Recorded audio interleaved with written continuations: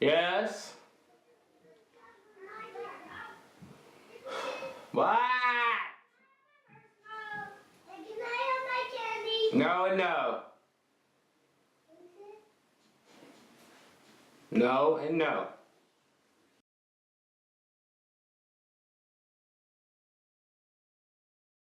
What's up, YouTube? It's Nico and Will, or Will and Nico, whichever you prefer to have. The title is Wil and Nico. Okay, well, it's Will and Nico here again.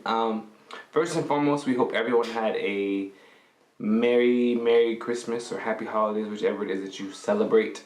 We hope you had a wonderful one. And also, we hope everyone had a Happy New Year. And this is our first video of 2017.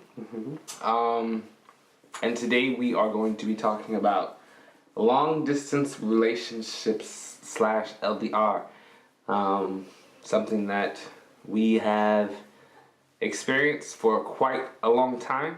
2.5 years to be exact.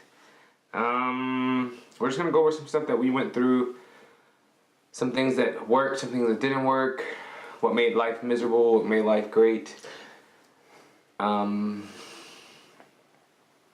Alright, so in addition to this video, there will be a blog post on our website, which it'll be down below. I don't think many people know we have a website to go along with this blog, with our vlogs, but we do. It's wilandnico.com and Or Nico and Will. it's wilandnico.com. But you there, we will be posting stuff like this, things to go along with videos, so the videos don't run so incredibly long. Some, I don't know, what else? Exclusive content sometimes, pictures, things throughout the week, crafts, all kinds of things. Basically, the stuff in between our YouTube videos will be on there. He is the mastermind behind all of that. I'm horrible at typing endless amounts of information about stuff.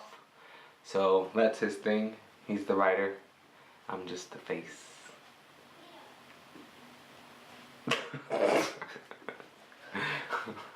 Okay, so the first thing, and first and foremost, is communication.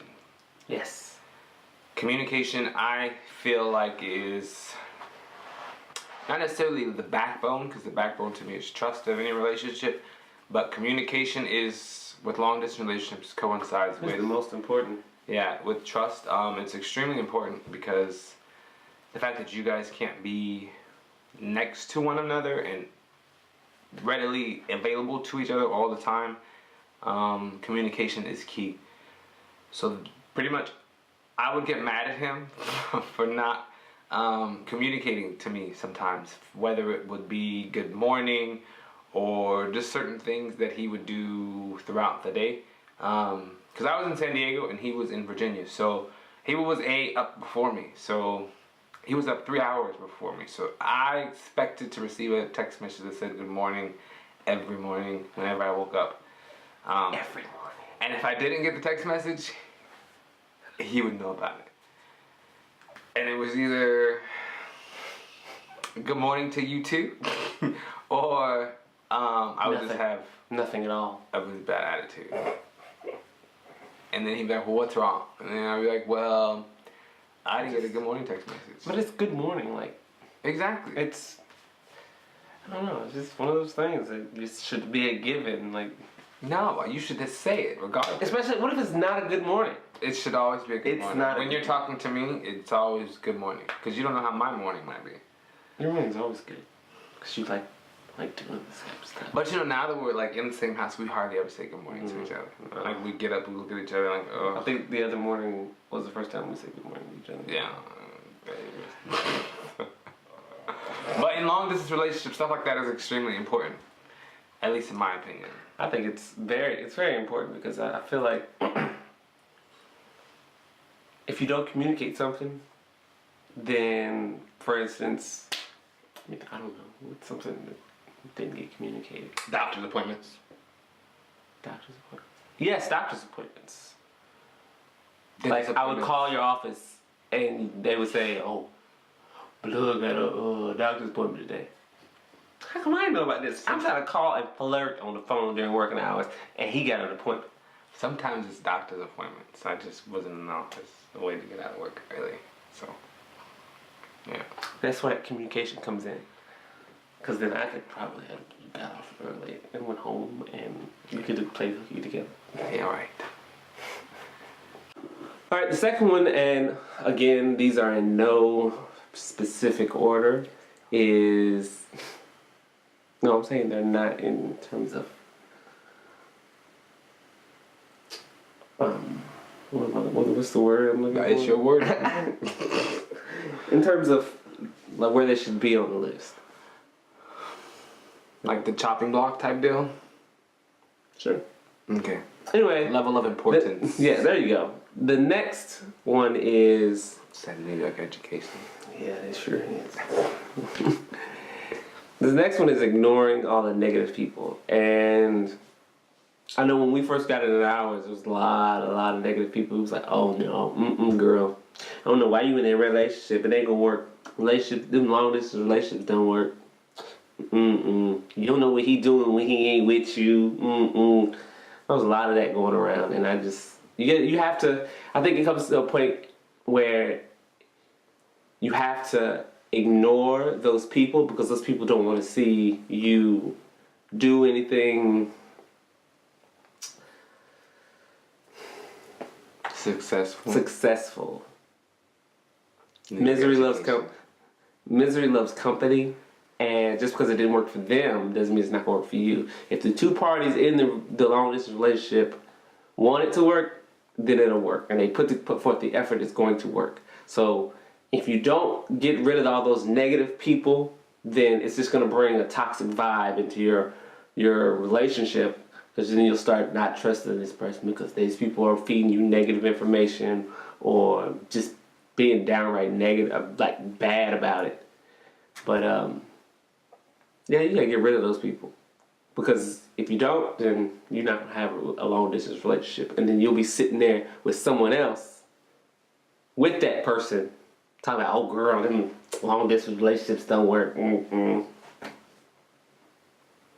And when the negative people come around, you should communicate with each other about these people. I think there was numerous occasions where I was like, this person said such and such and such and such and such and such. And he was like, nope, delete. So I mean, it's just, it's always good to keep the unhealthy out of something healthy, because it's always going to make something toxic when it doesn't need to be. We've already got enough issues and problems with the distance. You don't need to have all the extra bull crap in the midst of it all. So yeah, keep the nasty people away when you're trying to have a long distance relationship, no matter who they are, what type of friendship you have. If you as an individual truly want to make a long distance relationship work, then you need to make the decision to say, hey, look, this is what I want, this is what I'm doing. If you don't support me, then bleep. Make use of technology. This is probably, if we could be Apple ambassadors, we deserve to be Apple ambassadors for this. FaceTime, the fact that we both had iPhones, I think, was a huge help. Had we not had Apple iPhones, I don't know what we would have done. I would Skype, I guess. Skype, Tango, Marco Polo, Snapchat, all that other crap. But FaceTime has probably more miles on it than my vehicle. His vehicle has a lot of miles on it, or the president's flyer miles. Like, it's crazy. We literally would wake up to each other on FaceTime, fall asleep together on FaceTime, cook dinner together on FaceTime, watch movies together on FaceTime. You name it, we did it on FaceTime. Took showers on FaceTime, like you name it, we did it on FaceTime. And that was just because it always created that feel as if you were there with that person. To me, it did, at least. I know to him it would drive him crazy sometimes. He was just like, I'm so sick of being on FaceTime. I don't even want to be on FaceTime no more. But to me, like, it just, certain things just helped me feel like I was in the environment. And I think it was because I was in San Diego by myself and he was here with all the kids. So I feel like FaceTime to me was more beneficial for me because I got to be here for a lot of things, kids' birthdays and stuff like that that I just couldn't be around for. So thank you, Apple, and thank you, FaceTime. But that FaceTime thing was an accident, actually. It was. Happen that way. I even remember how it happened. I was, because before I moved to California, he was in Florida and I was in Virginia. So we actually started our relationship long distance. Like we got into this thing long distance. He was in Pensacola, I was here in Virginia. And then I moved to Florida, not to Florida, to San Diego, and he moved to Virginia. Literally like a couple of months. Thanks, Navy. Right. A couple of months after I left.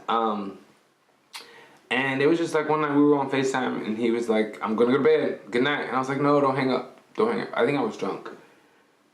I think I was drunk and I was like, no, don't hang up. Just stay on FaceTime. And he was like, okay. I'm like, sure. And I fell asleep and I woke up the next morning and he was on FaceTime and it was just like, that was really cute. We fell asleep on FaceTime together. And it just, from that point on, it just kind of stuck and it was like a necessity. Like even if like FaceTime would die, like the computer would die or lost connection, I'd call him or he'd call me and like roll back over and go back to sleep. Go right back to sleep. Yeah, if you don't have, FaceTime, there's always Skype, Facebook, Facebook video. But Facebook didn't have video when we started. No, no, not when we started. But now, like, if you're getting into a long distance relationship, or you're already in one, you haven't been doing this, or you don't see this person, you better watch out. You might be getting catfished. But I mean, there's all kinds of video apps out there for you to use. So yeah, that shouldn't be a problem these days. Make use of the technology you have today. There's no reason why you shouldn't see this person see this person that you're in a relationship with. This is not 1999 or 1980 where you had to write out a letter to each other, lick those nasty stamps, and then put it in the mailbox and wait for it to come back. You lick the stamps, I just use a sponge. So bougie. You are bougie. You talk about stamps being nasty, you use a sponge. That just tastes funny. And you leave that nasty taste on your tongue. Now they don't have to. While you were sitting there. I don't think I ever sent a letter to anybody. You never sent a letter to your mom in boot camp? I did. But those had the peel thing. And I'm bougie. I use a sponge and you use the peels. Because that's what came in the packet. You use the peels. You ain't gotta buy the ones with the peels. That's the one came in the packet. Okay, continue. Anyways. So the next one is planning. Ew, gross. Planning for the end. I know a lot of couples, matter of fact, every couple sits and they talk about, the dreams they're going to have together and the places they're going to see together. While you're doing that, set a realistic date of when the gap is going to close between the two of you. We did it like 4 times. It was like 4 or 5 times. It was supposed to close like 4 or 5 times. But that wasn't our fault. It wasn't our fault. Navy. Thanks, Navy. But yeah, you can't. I think long distance relationships are not meant to be forever. You can't go into a relationship saying, "Oh, well, I'm going to be in this relationship with this person forever," and I don't have any desire to move from where I am, and he doesn't know desire. They have no desire to move either. Set realistic dates, because if not, you're just on some random path with some random ass person in some random place. You're not really a random person though. If they're in a relationship, you weren't a random person. But we had plans. We made plans, and we were going to see them through. And these people aren't random. But these people aren't. So they're not all random. You're not random. But y'all get what he's trying to say though. But you're not random. You're not random. Trust. Like I was saying before, trust and communication go next to each other. Trust is a big one. Flap, flap, flap. Trust is huge because A, you guys aren't always with each other. You're not always there with each other. And B, If someone goes to the grocery store, you have to trust and believe that they're going to the grocery store. If they're going to fill up their gas tank, you have to trust and believe they're going to fill up their gas tank. When they go out with their friends, you have to trust and believe that when they go out, they're going to make the right decisions, make the right choices, make the right decisions. So, so you don't become a crazy psychopath. If you don't have trust, I feel like you cannot continue on with the relationship. And when I say that, that doesn't necessarily mean if something bad happens, you can't rebuild the trust, but you have to at least have that little slither of hope and believe that the trust is still there, if that makes any sense. So, I mean, it's not a big deal to me anymore, but he had went out once, right? It was an honest question. He had a simple, harmless question. It was like 11 o'clock Virginia time, and he was already drunk, and was like, "Oh, I ordered an Uber. I'm going out." Okay, cool. So I think were already kind of upset with each other at the time. So usually when he does like spontaneous stuff like that, he does it just to piss me off even more. Maybe. So he went out, and like right once he told me he got to the club, he asked me, he's like, "So what's your dance policy?" And I was like, "My dance policy? What is he talking about? What is my dance policy?" So I asked him, I was like, "What do you mean my dance policy?" He's like, "So like, can I dance with other people?" I said, "Hell motherfucking no!" I mean, it's a dance. No! Because, and the reason why I say that, like, when I go out, don't get me wrong, when I was in San Diego, I danced with my friends. I danced with people that I went to the club with. He didn't go to the club with anybody. He went by himself. And so, one, you're already drunk. Two, you're already putting yourself into a situation to create an issue. Three, usually the way people dance in clubs are very provocative. It usually consists of butts grinding on private parts. Details. There are children watching this. Well, I don't think children will watch this specific video. Yes, they will. You have young teenagers and all this and stuff. Okay, well. Anyway, people. Inappropriate dancing takes place, and in my personal opinion, if you are in a relationship with someone, you shouldn't be dancing inappropriately with others at the club, i.e. strangers. So when he asked me, "What's your dance policy?" I flipped the lid. But nevertheless, he didn't dance with anyone that I don't know of. So, I mean, I trusted that he did. Nobody else too busy by the bar with the bad drinks. But you had like four of them. I did, because I didn't want to walk all the way up to the front. So, but anywho, trust is very, very, very, very, very, very, very, very, very, very, very important. Because that could win a whole different way. It could have. Rack up the flyer miles. So if you don't have flyer miles with Delta, American Airlines, who's the other one? United. This is when you need to do that. I think he made 2 trips to San Diego, and wait, let me finish. Let me finish. Listen, Linda. Linda, listen. That's really good. I got a lot of wind behind it. So the first thing I did was I had came up with a plan. I said we need to come up with a routine of how often we are going to fly together. You're really throwing me off right now. The first thing I did was I got a Flyer Miles card with American Airlines and Delta, the 2 airlines that I flew the most. And so,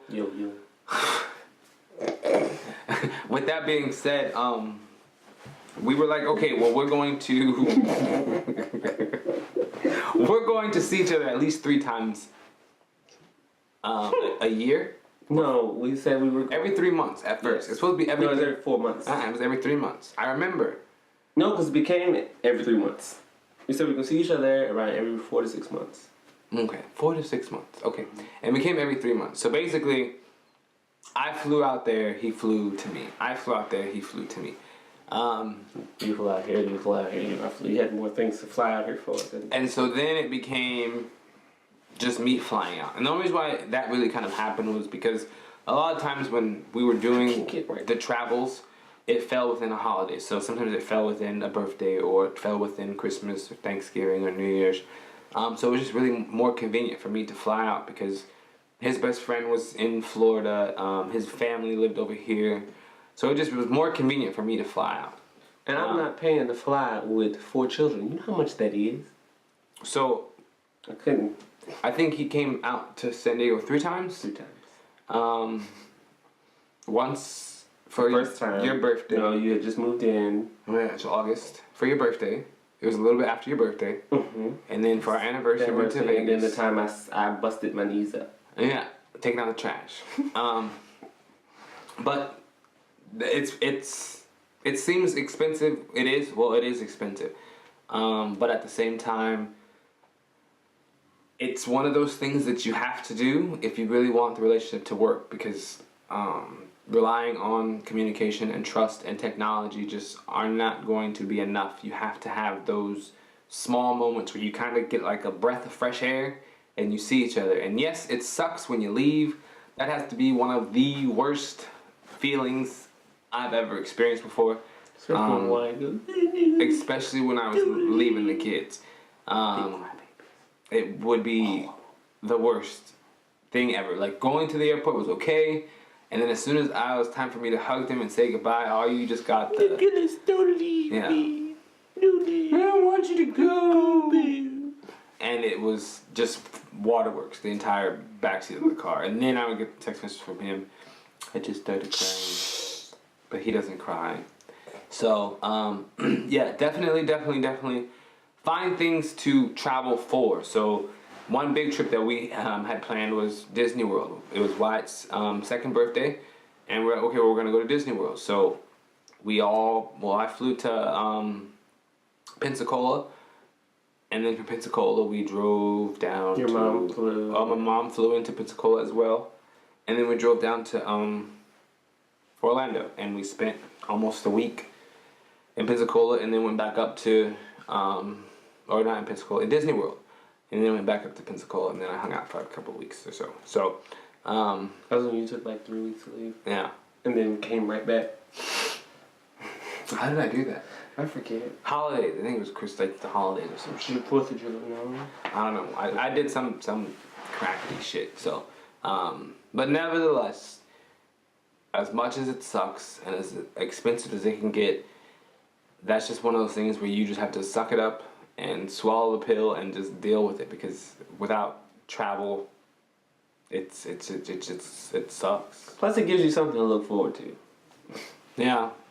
Something to look forward to. Because I used to do little countdowns. I used to love those little shimmies. Because especially like when he didn't know I was coming, I'd be like, check your email. And there'd be my plane ticket in there, and he'd be like, So sex is a real thing. It happens when you're together, and you'd want it when you're not together. And you gotta sext. You gotta send those random dick pics or booby pictures. Or, I don't know. When do you... Booty pictures. Vaginas? Do you send vaginas? Sorry, natural reaction.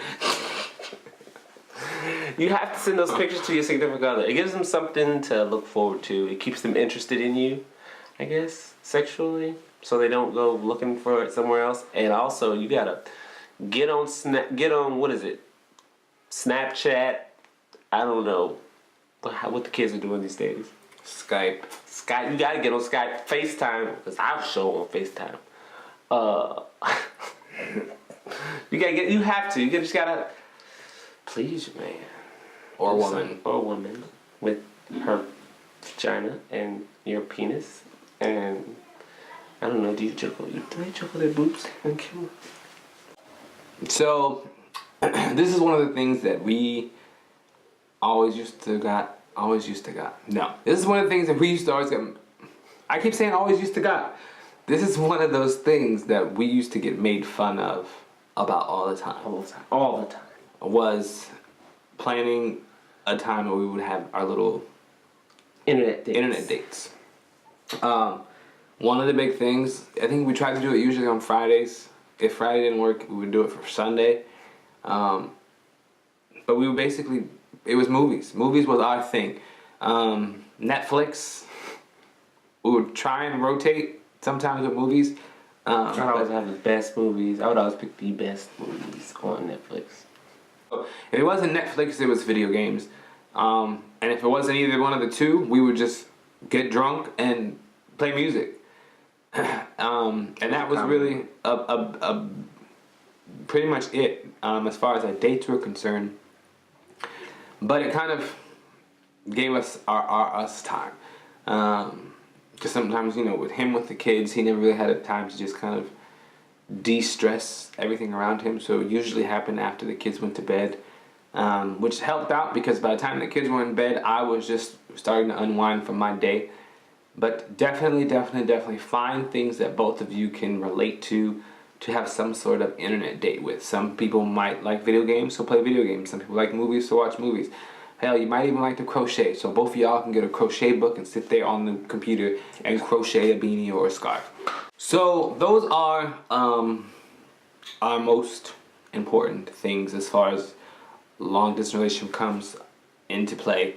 Those are at least the things that worked for us. Like I said, whatever works for you works for you. You guys have to find your niche and find out what makes it work. But at the end of the day, long distance relationship involves two people. There might be children involved, but at the end of the day, you two are the drivers of the relationship. So you two have to be the dedicated ones to want it to work. If you don't want it to work, then it won't work. Don't let anybody tell you that you can't do a long distance relationship. We did it for 2.5 years. It's possible. I wouldn't recommend anybody getting one. No. But no, don't do it. If there's anything that you guys have questions about or inquiring about, want advice on as far as long distance relationship is concerned, doesn't matter if you are straight, gay, lesbian, bisexual, transgender, or questioning. Queer? No, it's questioning. It's not queer. I thought it was queer. No, because all the other ones are queer. If you guys have any questions or anything like that, feel free to comment below. You can always find us on Facebook. Send us a message on Facebook. Below. Somebody over here. Somewhere over there. The blog has a place where you can put comments at as well as messages. So if you have any questions, ask. We are here to help you succeed, yes, because we've been there, we've done it. It was a pain in the hoo-ha. Would I ever do it again? Hell no. I don't want to do that again. Thank you guys for watching. We appreciate it. Continue to subscribe, continue to follow, I'm just like stuck. Baby. Continue to message, continue to comment, continue to do everything that you guys are doing. We appreciate all of the love that we're receiving from everyone. Definitely expect new things, better things to come this year. Yes. I think so far, and we've been doing this for like 2 months. Mm-hmm. I think we've been poking around, kind of filling out the waters and seeing where we fit perfectly. But we've got some things planned for this year. Yes. 2017 is about to be off the hook, son.